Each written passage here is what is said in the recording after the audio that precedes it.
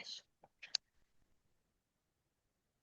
Buenas tardes. Estamos hoy con Alberto Rojas, el periodista, el corresponsal de guerra del mundo, mi amigo, eso espero. Lo Y somos, lo somos. lo somos porque ya nos conocemos desde hace mucho tiempo. Y también el autor del libro que ha salido recientemente, que es Vivir la guerra. Aquí Ese. está. Yo todavía no lo tengo, pero espero que me lo traigas tú firmado. Eso es. Y Yo te lo voy a llevar muy pronto. eso. Muchas gracias. Y bueno, Alberto, tú has estado en Ucrania desde los principios de esa guerra. ¿Y por qué esa necesidad de escribir el libro? Quiero decir, ¿ha sido una cosa tuya personal? Dices, yo tengo que contar cosas que todavía no he contado. ¿O ha sido algún encargo que hay interés? ¿O por qué has decidido escribir? Porque es un trabajo aparte, ¿no? Que tú tienes que tomar al margen Ya lo creo, y, ya lo creo. y lleva Mira, mucho tiempo. son dos razones. La primera es lo que tú has dicho. Hay muchas cosas que se quedan fuera de un trabajo como este. Yo he viajado 12 veces a Ucrania, en las cuales he estado de 3 semanas a un mes cada vez.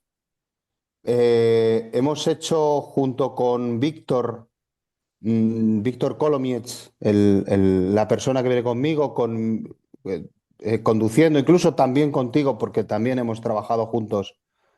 He hecho aproximadamente unos 40.000 o 50.000 kilómetros, que es dar la vuelta al mundo, como dar la vuelta al mundo, pero dentro de Ucrania. O sea, imagínate todo lo que hemos viajado por ahí.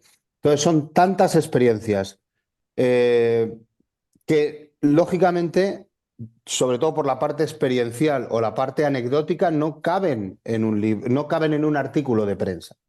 Son cosas que no puedes meter. Y entonces todo eso tenía una necesidad de contarlo porque creía que esas anécdotas o esa parte emocional iban a ayudar a explicar también todo lo que estaba pasando en Ucrania, por un lado, y por el otro, el problema para nosotros que trabajamos en prensa es que todo nuestro trabajo al final queda disperso en cientos o miles de URLs de direcciones web que son inencontrables luego, ya no sabes qué has contado, dónde o qué, y también en papel de periódico que amarillea, ¿no? Que eso es que enseguida ese papel es muy finito, ¿no? Entonces lo que quería es agrupar todo el trabajo o una gran parte del trabajo, el trabajo más significativo, en un volumen, de tal manera que cuando yo en un futuro diga, bueno, y aquella guerra de Ucrania, ¿yo qué hice? ¿Cuál fue mi labor? ¿Cuál fue mi testimonio, si quieres? Si hay algún tipo de justicia alguna vez y que ponga en el banquillo de los acusados a los perpetradores y a los criminales de esta guerra, de la cual he sido testigo.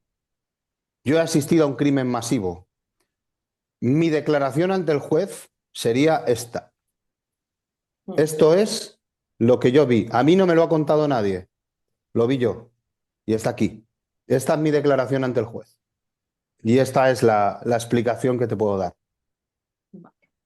Gracias, te entiendo. Y claro, y todavía quedan cosas por contar, me imagino, que incluso Por en el desgracia, la libro guerra no ha terminado. Claro, la guerra no ha no ha terminado. terminado. Mm. Y esta, tú, no, no sé, yo que vivo esta guerra desde dentro, obviamente es diferente, ¿no? Porque la vives a muchos niveles, ¿no? A nivel físico incluso, vivir Por sin supuesto, dormir, por por supuesto, supuesto. por supuesto. Emocional porque estás vinculada con todas las personas, o sea, es como esotérico, ¿no? No, ya sé que a la gente no le gustan esas cosas, pero es una experiencia para una persona muy brutal, ¿no? Una persona no está preparada para vivir esa guerra, ninguno, ¿no? Algunos dicen, yo no nací para la guerra y yo siempre respondo, nadie nace para la guerra. Nadie, nadie, correcto, correcto. Y ningún ucraniano nació para la guerra y ningún ucraniano quiso esta guerra, ¿no? Entonces, es un poquito, porque la gente muchas veces, yo que tengo mi blog, y tú que escribes artículos, tú sabes que siempre los reproches son los mismos, ¿no? Que yo lo que quiero es Sí. paz. Pero yo, ¿qué quiero yo? Yo también. Pero como la guerra como experiencia, ¿no? A mí me ha cambiado, me ha triturado, me ha hecho nudo, me ha retorcido, me ha vuelto a enderezar. Yo no sé, yo estoy, como ha dicho alguien, la guerra no acabó y yo todavía no acabé mi mudanza, mi cambio, ¿no? Estoy todavía en esa trituradora y no sé cómo acabar. Yo no sé si estaré bien de la cabeza al final de la guerra, ¿no? Pero con certeza, como dicen los brasileños, me ha cambiado, ¿no? Y no sé si en algunos casos para mejor o para peor. Por supuesto, tienes más empatía, más, pero tienes todo muy blanco y negro, ¿no? Yo no tengo muchos colores en mi vida ahora mismo. A lo mejor luego aparecerán. Entonces, ¿qué, qué es lo que tú podrías decir? Esa guerra me ha cambiado esto. Pues no sabes lo que te entiendo cuando dices eso. Yo me siento muy contaminado por la guerra e incluso muy tóxico. Eh, es decir, yo no paro de darle vueltas. De repente, fíjate que yo soy extranjero en Ucrania. Es decir, no es mi casa la que puede arder, no es mi familia la que puede huir. Y sin embargo, de alguna manera también me afecta a mí, porque yo ya estoy muy contaminado de esta guerra. He visto muchas cosas absolutamente terribles que me hacen preguntarme cómo será posible que los ucranianos puedan perdonar alguna vez a un pueblo que se dice hermano del pueblo ucraniano, que es el ruso. ¿Cuántas generaciones tendrán que pasar para poder perdonar este crimen, no?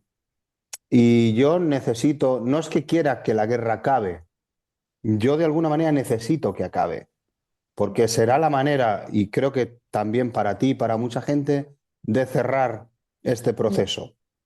Y entonces entiendo perfectamente cuando dices, no, no, si la paz la queremos todos. Lo que imagino que no quiere el pueblo ucraniano es que a Putin se le dé la victoria en una mesa de negociación que no ha conseguido en el campo de batalla. Y eso lo que puede hacer es que la paz dure poco, sea una paz falsa, sea una paz sin seguridad y que Putin, por desgracia, vuelva otra vez a intentarlo cuando el ejército ruso se recupere de las enormes pérdidas que está teniendo en hombres y en material. Entonces, ¿qué quieres que te diga? Yo estoy muy afectado por esta guerra. Yo había visto antes otras guerras en África, guerras con muchos menos medios, guerras en países muy pobres. Claro que la gente moría también, pero no a este nivel de destrucción tan enorme, no con este músculo militar que tiene Rusia. Yo eso no lo había visto nunca. La capacidad no de destruir ciudades, la capacidad de destruir regiones enteras, reducirlas a polvo. O sea, eso es una cosa que me ha impresionado mucho. Ni en la peor película de zombies o de apocalipsis nuclear puedes imaginarte, por ejemplo, la carretera que va de Kharkiv hasta Sloviansk. Son aproximadamente 2 horas y media de conducción. Son 2 horas y media por el infierno, porque no hay ni un solo pueblo, ni una sola aldea que esté sin afectar, sin bombardear. Toda la carretera está llena de vehículos calcinados y de bosques talados por las bombas, llenas de cráteres. Entonces es un buen paseo para darse cuenta lo que la guerra hace al paisaje. Y es lo que te puedo decir. Yo estoy deseando que esto acabe, pero claro que tiene que acabar de una manera que esto sea una paz de verdad duradera. Por desgracia, por desgracia, creo que puede haber una oportunidad para un alto el fuego en enero o en febrero, inmediatamente que tome posesión Trump. Pero por desgracia, no sé si va a ser una paz justa. Creo más bien que no. Bueno, nosotros directamente no creemos en estas negociaciones. Que se van a intentar, sí, pero que van a tener algún resultado positivo. Aquí en Ucrania No, no, nadie lo cree, por lo menos la gente con quien no hablo yo, porque cada uno puede tener, claro, su círculo de conocidos, Claro, pero también es bueno que se intente, ¿vale? Porque dicen, porque si se intenta y luego Putin no quiera, todo el mundo va a verlo, ¿no? Que él de tanto decir que Rusia lo que quiere es negociar, Rusia no sé qué, y en realidad Rusia no lo quiere. Rusia lo que quiere es destruir Ucrania y ocupar todo el país. No le vale ni Crimea, no le vale ni Donbass, ni nada de esto. Otra cosa que claro. no lo puede hacer y se ha dado cuenta que no lo puede hacer. Esto es una realidad, ¿no? Porque yo muchas veces entendemos, los ucranianos no somos unos flipados, somos gente que está bastante bien de coco, ¿no? Entendemos que ahora mismo Rusia está ocupando nuestros territorios y todos los días estamos cediendo pueblos, algún kilómetro por allá, otro tal. Entonces, en la balanza, Rusia está avanzando, pero ¿a qué precio está avanzando? ¿A qué corresponde esto con todos los recursos, con todas las muertes que ellos invierten? ¿Vale? Y corresponde esto a los objetivos de la guerra. El objetivo no era pasar 40 kilómetros en la región de Donetsk en un año. El objetivo no es este de Putin, ¿no? Entonces, ¿por qué crees que Rusia en realidad pierde esta guerra, aunque aparenta que está ahí, está destrozándonos? ¿O qué crees? ¿O crees que no la pierde, no la está perdiendo, ¿no? Bueno, yo te voy a decir una cosa que a lo mejor es, para mucha gente,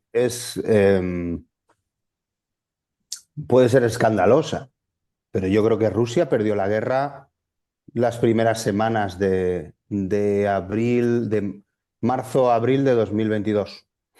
La guerra que planea Putin, la operación militar especial que planea Putin, llamada así porque él pensaba que iba a ser eso, es el ejército ruso profesional que invade Ucrania es humillantemente vencido en el norte, donde no es capaz de tomar ni la capital, ni Kharkiv, ni ninguna gran ciudad, y Ni un centro regional, sí. solo consigue algunos objetivos en el sur, como por ejemplo unir el corredor territorial entre Crimea y el Donbass. Bien, pero no consigue los objetivos que es tomar la capital, poner a un títere, un Yanukovych de la vida y controlar de nuevo Ucrania como la controlaba antes de 2014. En ese esfuerzo, Putin pierde la guerra. Y como se da cuenta de que pierde la guerra y no va a poder apuntarse a esa victoria, decide que vamos a por el segundo objetivo, un objetivo de mínimos, que es ocupar el Donbass. Ocupar el Donbass para asegurar la vida de los rusoparlantes, bla, bla, bla, bla, bla. Ya sabes, toda la sarta de justificaciones, ¿no? Pero es que ese objetivo tampoco lo ha conseguido. Llevamos 2 años y medio desde que ese objetivo es enunciado hasta hoy. Y como tú dices, pues no solo perdieron territorio en la zona de Izium y en Kharkiv en la contraofensiva 2022, sino que perdieron también Jersón, que era la única capital de un oblast que consiguieron. Bien, en estos momentos están avanzando, el rodillo ruso avanza en el Donbass porque ellos están metiendo todo lo que tienen. Pero ya no es el ejército ruso, insisto, el ejército ruso fue vencido. Es Ahora el es el ejército soviético. Sí, soviético, el ejército sí. soviético antiguo que estaba reposando en las campas de Siberia. Han recuperado todo eso para intentar coger el Donbass. ¿Están avanzando? Sí, están avanzando. ¿A qué precio? ¿Cuánta gente está muriendo por kilómetro cuadrado? Pues mucha. Y además ese viejo armamento también se está agotando y cada vez se ven más cargas de columnas de ladas o de estos carritos de golf chinos, incluso en moto, porque ya no tienen tantos blindados como antes y al final el blindado también es vulnerable frente a los drones. Con lo cual, yo creo que Putin lo que pretende es capturar algo más de territorio y decir que ya ha ganado la guerra con esto, ¿no? Ellos, la propaganda rusa no para de decir que Rusia avanza, Rusia está ganando la guerra. Pero ¿qué es ganar la guerra? No va a conseguir ninguno de sus objetivos y va a estar muchos años, probablemente una década entera, para recuperar todo lo que ha perdido. Claro que Ucrania tampoco va a ganar la guerra.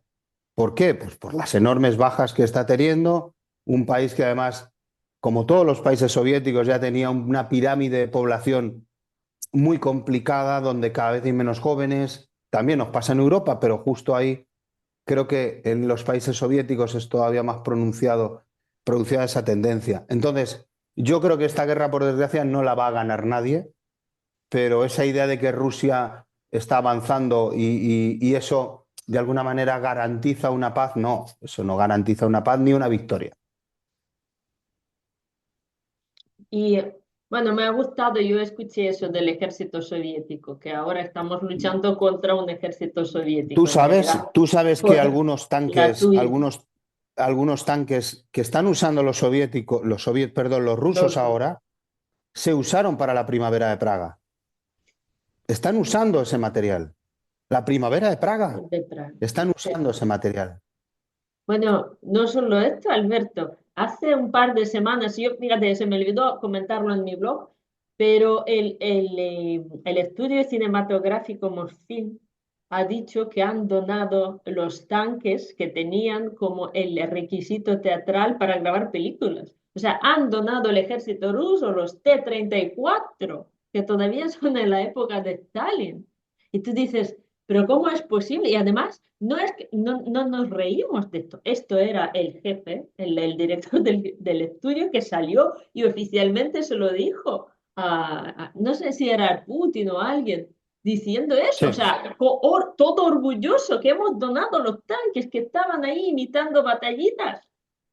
Y tú dices, claro, claro, esto es Rusia, esto es el gran claro. país que es la segunda potencia militar mundial, que usa los tanques. Ellos están dando noticias todo el rato que degradan su propia credibilidad, como por ejemplo que tengan que usar tanques de atrezo preparados para el cine, que tengan que donarlos para combatir, punto número uno. Punto número dos, que tengan que tirar de miles de norcoreanos para intentar tomar una zona en la propia Rusia, que se llama Kursk, porque no tienen fuerza ya con su propio ejército, ya necesitan pedírselo a otro y necesitan lanzar un misil intercontinental, aunque sea con munición inerte, Sí. para atemorizar a Europa, porque ya su propio ejército convencional no es capaz de conseguir los objetivos. Ya tienen que recurrir a amenazas nucleares más o menos serias.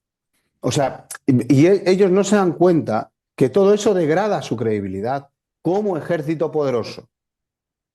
Sí, sí.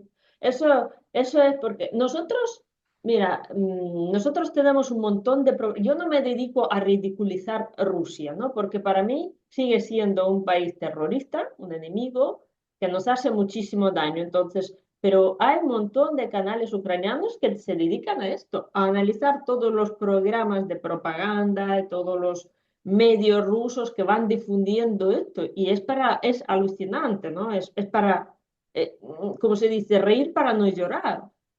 Y mi pregunta es, yo sufro mucho, me voy a desahogar, ¿vale? Como dices. Um, yo sufro mucho porque Ucrania entró en la guerra informativa de Rusia, en esa guerra híbrida que Rusia nos había preparado durante decenios de años. Vale, entonces, cuando Ucrania empieza a luchar, incluso en 2013, ¿no? Pero todavía yo creo 14, ¿no? No éramos muy conscientes de la magnitud de esas trampas, de esas trincheras rusas que nos ha colocado en todo el mundo, con su propaganda, con su narrativa, con las historias. O sea, Ucrania nunca se ha preocupado en contar su historia, ¿no? De contar nuestra, incluso me dicen mucho, ¿por qué no cuentas lo de Holodomor? ¿No? ¿Por qué no cuentas lo de las represiones? ¿Por qué no cuentas esto? O sea, no nos hemos preocupado en contar y mostrar todas las represalias que Rusia nos ha hecho a lo largo de los siglos. Eso es primero, Sí. ¿no? Y segundo, Rusia ya ha puesto, ha minado el espacio. Entonces, entramos en una guerra informativa y explotan las minas, explotan la América Latina, desgraciadamente está minada con años de la propaganda soviética que Rusia retomó y tal, pero también vas a Europa y también alucinas. Dices, vale, ya, Y en África, por desgracia, también. también, hombre, yo África ya no, yo no cuento, pero a mí me duele porque en Europa es lo mismo. Entonces, ¿tú crees que, por ejemplo, España, ¿no? Por poner un ejemplo, porque yo no puedo hablar de muchos otros países. ¿Hasta qué punto hay una penetración de la propaganda rusa como narrativa, como medios, ¿no? Artículos de pago, periodistas que están recibiendo? No hace falta que te manden un cheque, ¿no? Pero te pueden invitar a un seminario prorruso del Instituto de Estudios Geopolíticos de España y tú ahí puedes pues, dar una charla y te ingresan tu cheque por tu charla y por difundir esto, lo que Rusia está promoviendo en el mundo, que es, por ejemplo, el mundo multipolar, de la influencia multipolar, o cualquier cosa, ¿no? Entonces, hay soldados rusos en España, como en famoso reportaje de Toy Story, Toy Soldiers, ¿no? Sobre todo los militares españoles no contratados, pero de alguna forma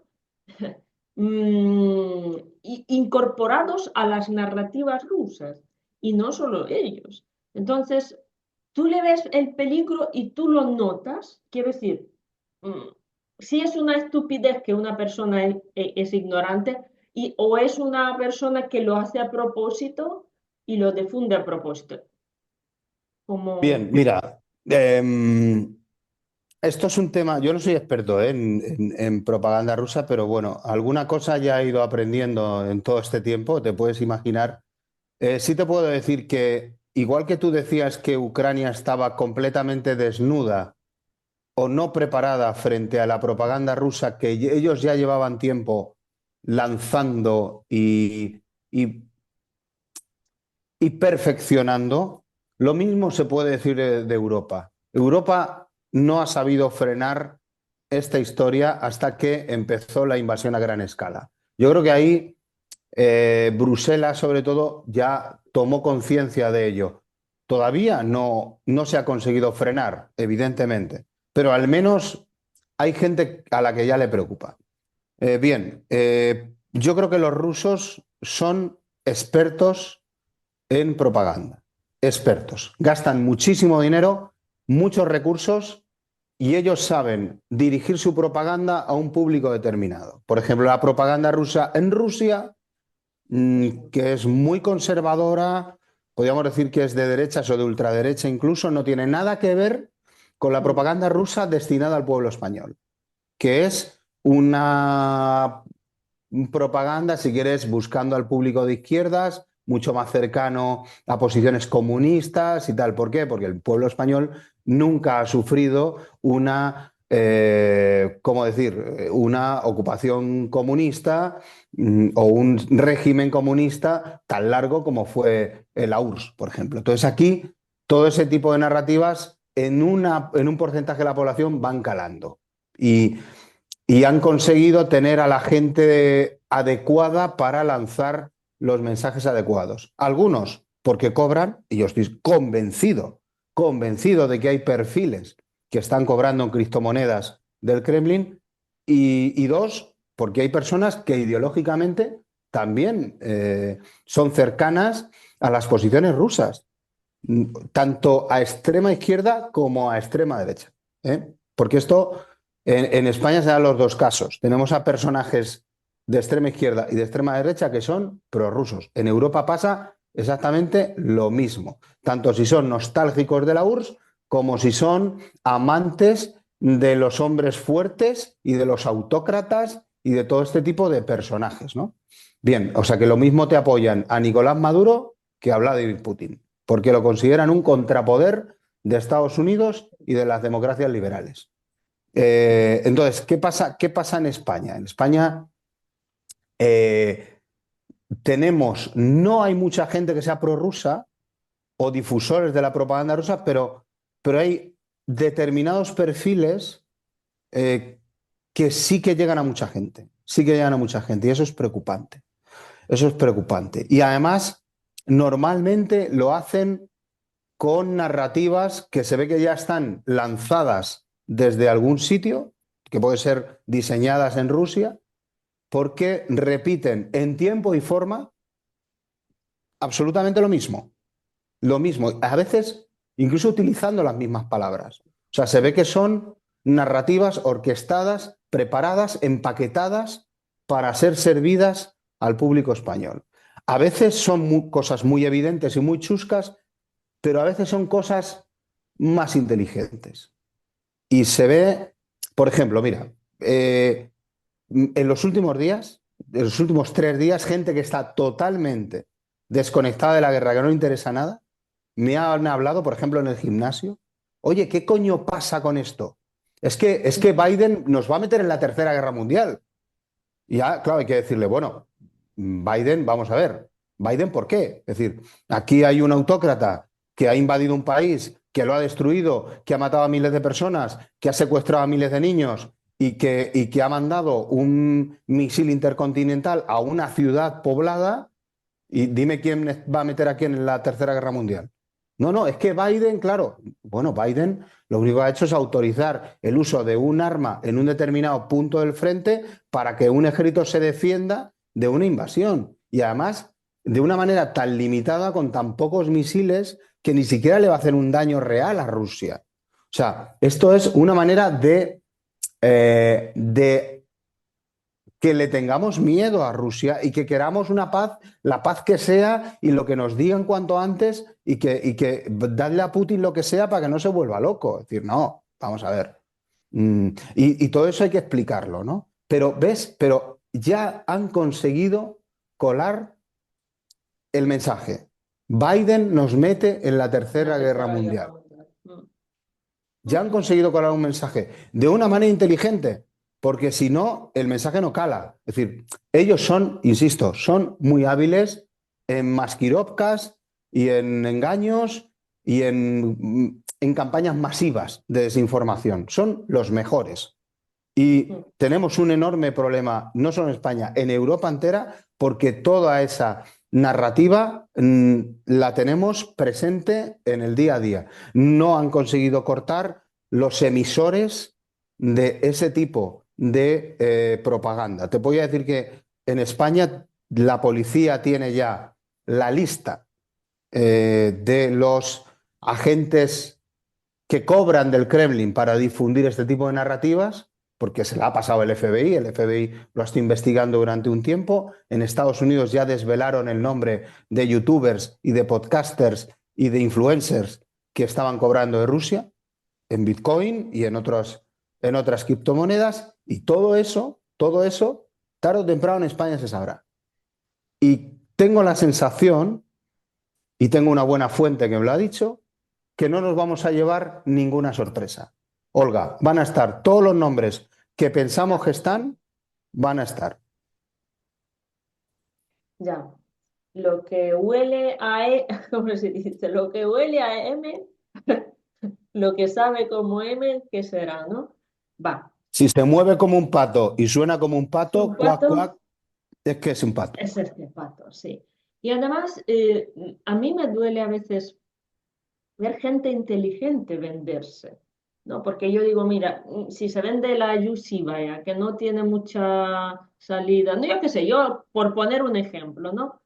Que es una tal que estuvo allí, que estudió, que lo que quiere es ser famosa, y yo hasta entiendo que se le pague, que tal, pero de repente ves a periodistas o gente con nombre o gente que ha hecho carrera militar o gente que, yo qué sé, tiene un nivel, ¿vale? Y se mete a esto. Entonces, yo a veces me pregunto el nivel moral de esa persona, porque tú cobras por promover al terrorista.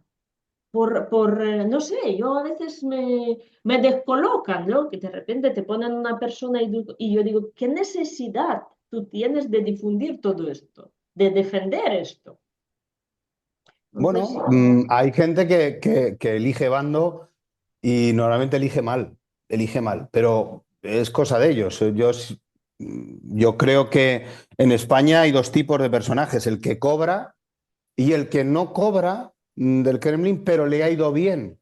También gracias a tener una postura contraria en siempre, mm, de ir al margen de la mayoría, diciendo os están engañando, yo os digo la verdad, los medios os mienten, el Parlamento Europeo está corrupto, Putin no es malo, Putin es nuestro amigo, si nosotros habláramos con Putin nos llegaría gas barato y como no lo hacemos nos cuesta caro. Zelensky es un drogadicto, fíjate si se pueden decir cosas de Zelensky, pero ellos dicen que es un drogadicto y ya está, y por ahí, y por ahí lo zanjan todo, ¿no? Pero, insisto, ellos han conseguido que determinadas narrativas calen en gente que no es mucho menos prorrusa, pero la cosa le llega. Mira, por ejemplo, el rollo de los nazis ucranianos. mm, Eso es una cosa que aquí me ha preguntado gente en todo ya, este tiempo que no es prorrusa ni. Pero como está tan harto tan harta de escucharlo, al final, oye, ¿es verdad que es que estos ucranianos son nazis o que el gobierno de Zelensky es de ultraderecha?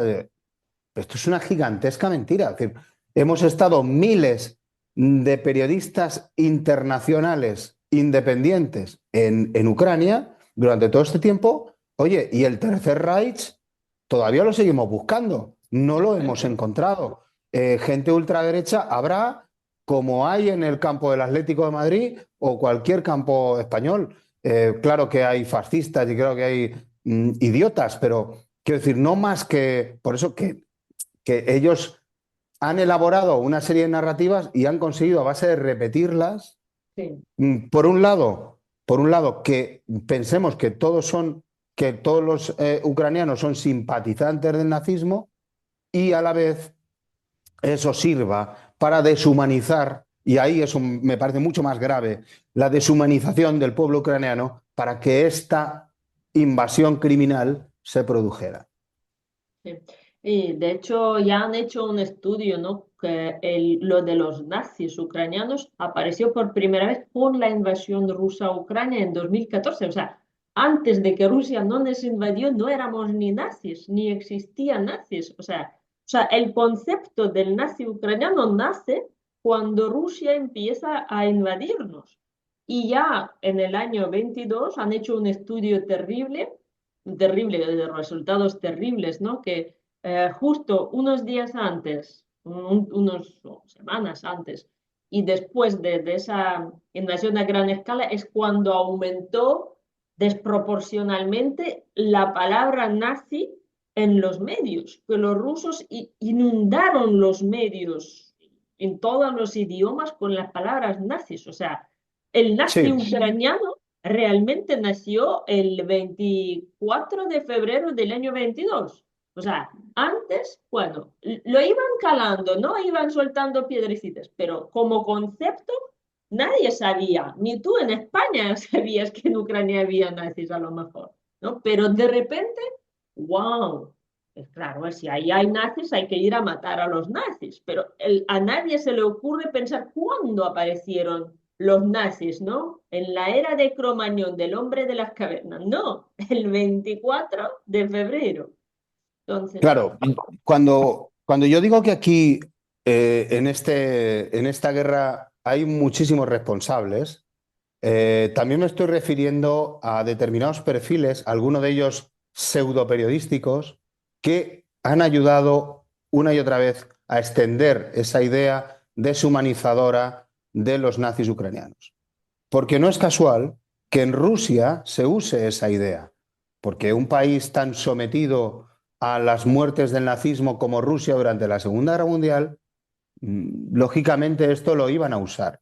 O sea, Putin iba a usar esta referencia para deshumanizar al pueblo ucraniano y cada vez que muriera un ucraniano, que a nadie le doliera matar a un ucraniano, porque es igual que cuando los nazis decían que los judíos eran ratas y que los hutus cuando mataban a los tutsis que eran cucarachas. Es una manera de deshumanizar a un pueblo. Por eso creo que si algún día, insisto, hay algún tipo de justicia, claro que los perpetradores de este crimen deben estar en la primera fila, pero en la segunda fila vamos a dejar un huequecito para estos propagadores de ese discurso del odio. Mm. Sí, y además, claro, cuando están hablando de los nazis, a todo el mundo se le olvida que el país que más sufrió en la Segunda Guerra Mundial de los nazis era Ucrania, porque Ucrania los nazis nos cruzaron de ida y de vuelta, o sea, nuestro territorio y han muerto 10 millones de ucranianos en esa guerra, 5 militares, los que estaban en el Ejército Rojo, y 5 millones de civiles. O sea, Ucrania ha sido realmente un país. Y yo lo digo porque muchas veces los alemanes que tienen manía de repente de mandar cosas porque si son los tanques alemanes pisando la tierra rusa. No, no. Los alemanes, en primer lugar, tienen que tener la vergüenza en pisar tierra ucraniana. O sea, quiero decir, o sea, tienen mucha más culpa los alemanes delante de los ucranianos que delante de los rusos, ¿vale? Que nos han sacado Sí. aquí a la gente a los campos de concentración, nos han matado en Ucrania millones de judíos, los han mandado a los campos, esto. Nos han sacado, pues, yo qué sé, las tierras fértiles, todo lo de esto. O sea, los alemanes deberían sentirse un poquito en deuda más con Ucrania, o sea, por proporción al daño que han hecho, que con Rusia, ¿no? Entonces, Sí. no digo que se sientan, ¿no? Pero muchas veces el sentimiento que no les deja un poquito eh, decir, ay, no, no queremos meternos con esto porque eso un poquito no está bien.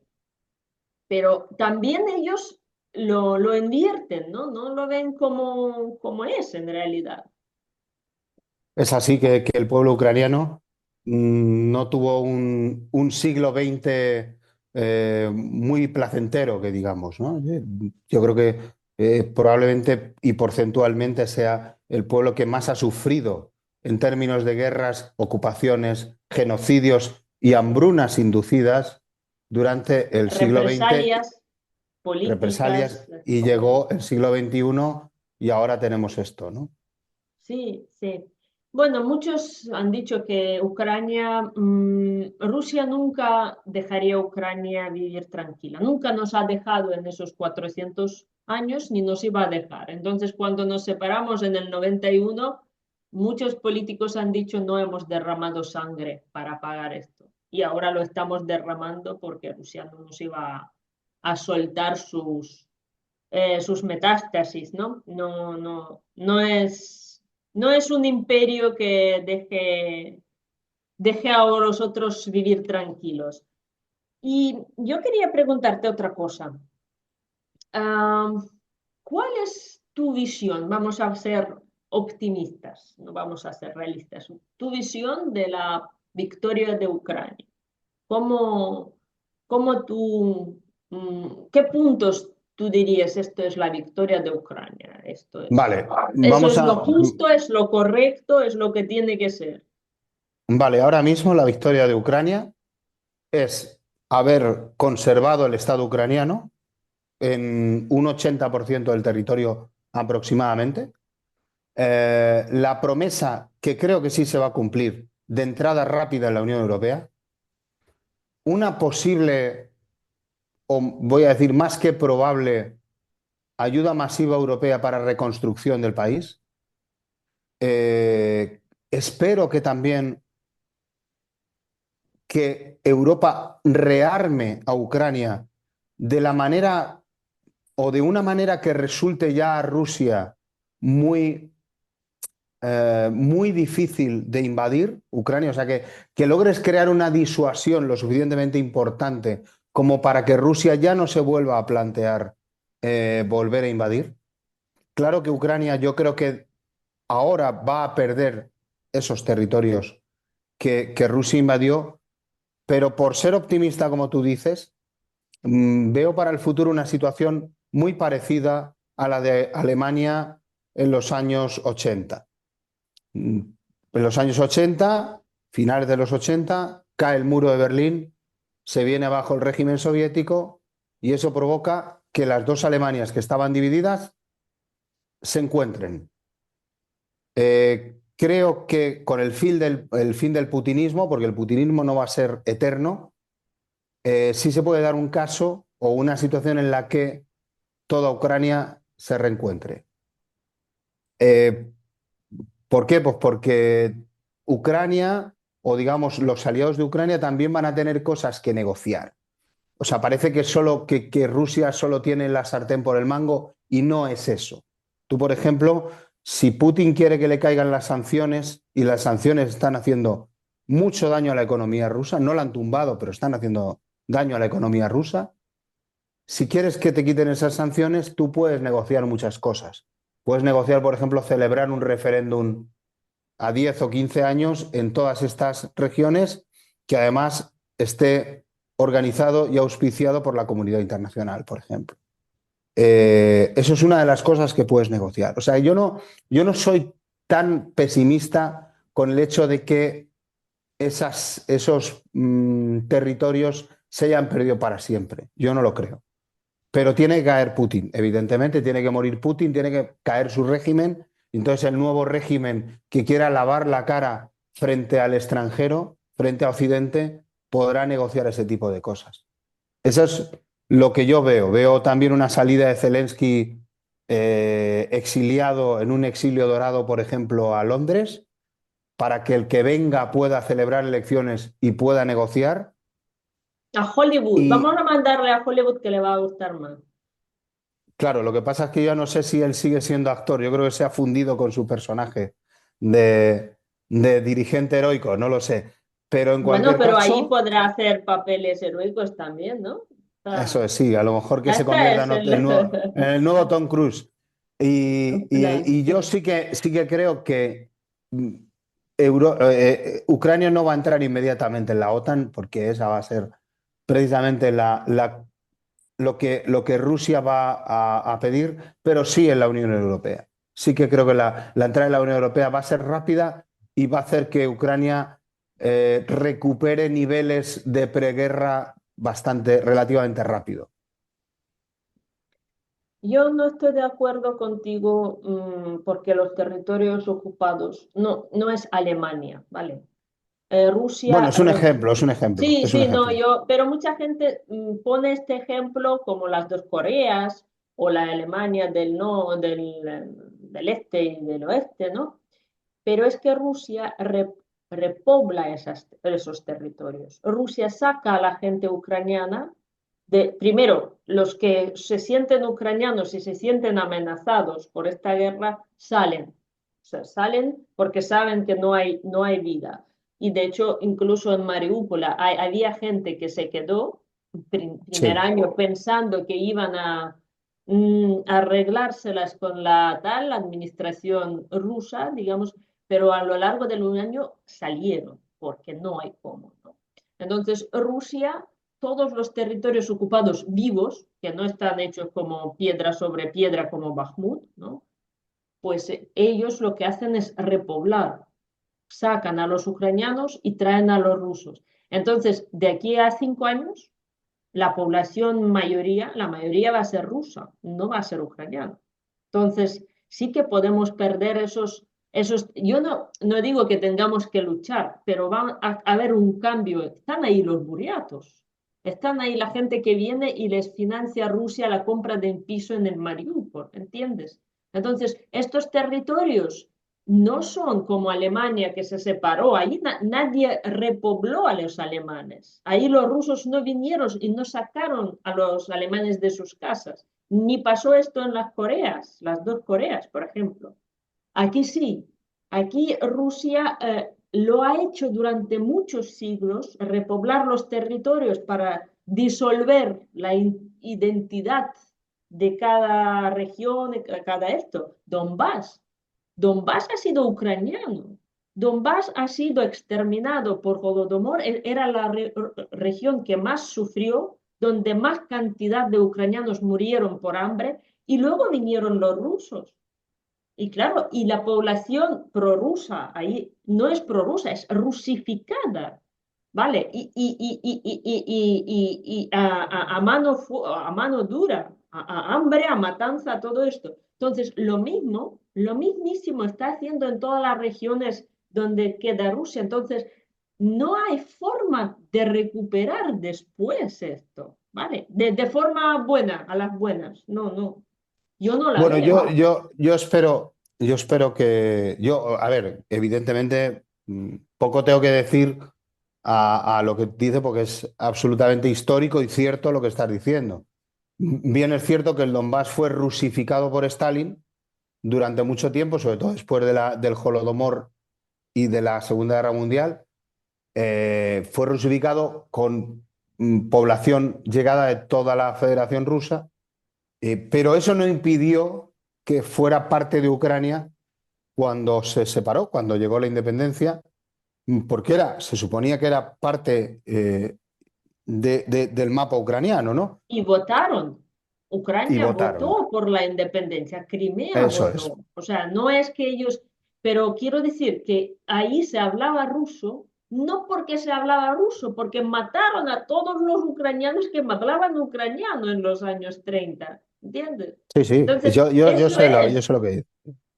Entonces, no es que ahí, uy, históricamente, no, no, históricamente ahí hubo un genocidio y ahí vino gente pues de todas partes, ¿vale? Entonces, Yo lo que confío es que reputacionalmente Rusia va a salir tan tocada de esto, va a salir tan perjudicada, ha perdido tanto, por ejemplo, ha perdido todos los contratos gasísticos con Europa, que era una de sus grandes apuestas, ¿no?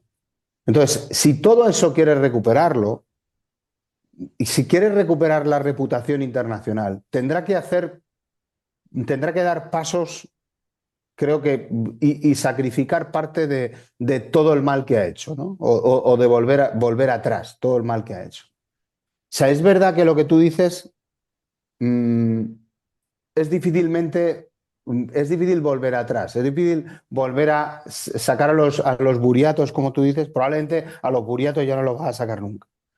Pero sí que en un espacio de un tiempo puede haber un referéndum y que eso vuelva a caer a la administración ucraniana con el tiempo y que se tenga que convivir con estos buratos de la misma forma que con la independencia de Ucrania hubo que convivir con la población rusificada del Donbass durante el tiempo que duró hasta 2014. No lo sé, no sé qué va a pasar. O sea, yo lo que quiero transmitir es que no soy tan negativo, no soy tan pesimista. ¿Por qué? Porque creo que Ucrania, y eso es una gran noticia, ha conseguido... mira, yo decía una cosa, los primeros días de la invasión a gran escala yo decía una cosa. Cada día que Kiev resiste es una buena noticia para Ucrania y una mala noticia para Rusia. Y eso lo decíamos cada día que pasaba. Eh, Hoy no se nos tiene que olvidar. Kiev resiste, el Estado ucraniano resiste, el gobierno ucraniano resiste, el pueblo ucraniano con su lengua, con su cultura, con sus tradiciones, resiste y va a resistir. Y esta guerra no ha acabado con él. Y eso es una gran noticia. sí, hombre, ya. Es una gran noticia Bueno, y todavía es que el panorama, es que no hay que olvidarlo, es que no hay que sí, olvidarlo sí, como sí, sí, estábamos no, aquellos no. días. Estamos todavía aquí, aunque yo ya escucho que están derribando drones, tienen que, a ver, porque yo como vivo en el último piso, yo todo lo pasa por aquí. Ya Pero imagino, imagino. el, lo que para mí, ¿no? Por decir que es la victoria de Ucrania, es la disolución de Rusia en pedazos, es descomposición del imperio y que se libre, que se liberen todos los pueblos subyugados y que Rusia se quede pues en esto, en Moscú y poco más, alrededor de ahí. Entonces, habrá más, tal vez, estados diferentes, ¿vale? Y cada uno va a tener su propia autogestión, no habrá saqueos brutales de alguna población como Yakutia, ¿no? Que le sacaron el oro, los diamantes, el petróleo, y ellos viven en la miseria, ¿vale? Con los pueblos autóctonos estos. Pero, y también unas garantías brutales de seguridad para Ucrania. Para mí es la otra, ¿no? Porque, o alguna forma de colaboración, ¿no? Entre Ucrania y la OTAN, pero que estemos armados hasta ahí, hasta los dientes, como tú dices, para que Rusia no, para que lo que quede de Rusia, ¿vale? Yo quiero que lo que quede de Rusia no se atreva a hacer ninguna demanda. Y por supuesto, si Rusia se descompone, obviamente todos esos territorios ucranianos ocupados pues van a volver de forma natural y vamos a pedir a los buriatos, por favor, sálganse. Si quieren volver a Ucrania, ¿vale? Pueden pedir su nacionalidad, no sé qué, no sé cuánto, pero en principio son los que han venido a matarnos. O sea, no tenemos que tener ningún tipo de consideración con esta gente. Ellos son invasores y ellos tienen que dejar los territorios invadidos. Punto. Y me da igual que hayan venido a construir Mariupol o que han venido a construir el puente de Kerch. Son invasores. Han venido a ocupar territorios que no son suyos. Y por supuesto es muy problemático a nivel social, a nivel político, pero bueno, es lo que nos tocará hacer y yo creo que hay que pensar en cómo darle a Rusia, darle el golpe este, mm, ¿cómo se dice? Bueno, yo estoy mirando últimamente cómo va el rublo, ¿no? Y no parece que vaya muy bien, ¿no? Entre el rublo, la bolsa rusa también está dando signos de fatiga. Bueno, pues quizá por ahí vamos a tener sorpresas, ¿no? Dentro de poco. Cuanto más sorpresas, mejor. Lo que decimos aquí son los cisnes negros. Queremos que haya muchos cisnes negros para Rusia, muy negros. Y sí, porque estamos, es que es, muchas veces es no saber qué te espera mañana. El mañana no te, yo a veces no quiero despertarme, porque yo sé que el día de hoy va a ser igual de sin ningún cambio que el día de ayer, ¿no? Entonces, pero yo necesito tener una esperanza de que esto se acabe y se acabe bien y que no se vuelva a repetir, que es lo que el miedo de los ucranianos, ¿no? No es terminar ahora mismo esa guerra para volver a empezar. Y ya no tenemos fuerzas para volver a empezar esta guerra. Nos hemos desgastado muchísimo. O sea, no podemos. Creo que Rusia tampoco tiene fuerza. ¿Sí? Bueno, ojalá no tengan. Entonces, ahí es. Bueno, Alberto, ¿quieres mandar un mensaje al pueblo ucraniano y a todos los que nos apoyan? Porque a nosotros mucha gente nos sigue desde España, unos casi 40%, y el Pues resto mira, son otros países. voy a leer, si te parece bien, voy a leer Sí, solo la dedicatoria del libro, la dedicatoria que hice sí, aquí, ¿vale? Y que por valga supuesto. para, a ver, para captar un poco lo que quiero decir, ¿no? El libro se lo dedico a todos los hombres y mujeres que facilitaron mi trabajo en Ucrania, incluso en las peores circunstancias posibles, a todos los que compartieron viaje conmigo, a todos los que lucharon y pagaron el precio por mantener su libertad frente al tirano, a todos los reporteros fallecidos cuando hacían su trabajo. Eso es lo que quiero decir. Te voy a decir una cosa, creo que los soldados ucranianos que están en las trincheras esta noche pasando frío y pasando miedo y pasando el infierno en la tierra, que son esas trincheras, y yo las he visto, no me lo ha contado nadie, lo he visto yo, son nuestra última línea defensiva frente a un tirano al que no le importaría volver a ocupar una buena parte de Europa y, si hace falta, volver a mandarnos a la Edad Media. Con lo cual tengo un infinito respeto por el pueblo ucraniano, para empezar, y por el soldado ucraniano que, que lucha para que eso no se produzca. Muchas gracias, Alberto, por tu comprensión, por tu empatía y por el esfuerzo que dedicas en tu trabajo. Y yo sé que también, como me has dicho, que te despiertas con las noticias de Ucrania y te acuestas, aunque, Sí, aunque la verdad es estés que sí. de vacaciones o donde sea, donde estés, esto ya... ¿Se te ha metido la sangre ucraniana por los poros de repente? Ya sabes que me encanta el Bors y que incluso me pongo muchas veces música ucraniana aquí en casa, que tengo muchos recuerdos también de la guerra aquí, que me he ido trayendo cosas, objetos que me ha ido dando la gente y que para mí va a ser una experiencia inolvidable en lo personal, ver al pueblo ucraniano rebelarse y luchar frente a una tiranía como es el régimen ruso de la actualidad. Así que, bueno, gracias a ti también, por tu simpatía, por tu generosidad también, por haber hablado conmigo, porque yo también aprendo muchísimo de ti y espero verte pronto personalmente allí, como aquel verano que trabajamos juntos viendo aquellos partidos del Dinamo de Kiev, y En el también estadio vacío. con tu tía Tamara ahí en Bucha. Sí. Y bueno, y que nos vamos a ver pronto y vamos a comer un Bors juntos. Sí, mi tía Tamara me dice que todavía, ¿por qué no le traigo ya a los hombres guapos a casa? Que antes venían muchos, Vamos a antes tener que volver a Bucha para verla. para verla. Y nos hace su famosa tarta de manzana, El pastel, el pastel. pastel. Eso es. Así que nada, muchísimas gracias, Alberto. Y lo que siempre digo es, venceremos. Así que Lo espero. ahí voy a apagar esto. Ups. Eh, no sé cómo, ahí. Ujú.